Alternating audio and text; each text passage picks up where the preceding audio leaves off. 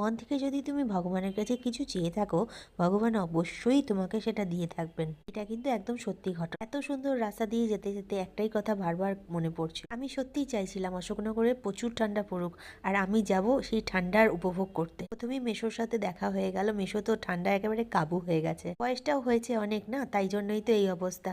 আর উঠোনের মধ্যে সকালে জলখাবার খেতেও বসে পড়েছে। এত বড় উঠোন, সামনে জবা ফুলের গাছ, পাশে কলপার, কি ব্যাপার বলো তো।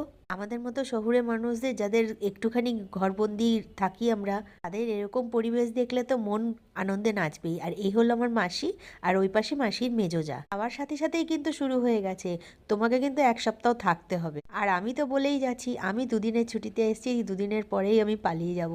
এই নিয়ে খুব হাসাহাসি হচ্ছিল কিন্তু।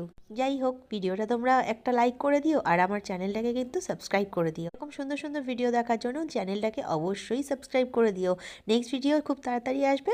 আজকের মতো এটুকুই, দেখা হচ্ছে নেক্সট ভিডিওতে। ওকে, টাটা, বাই।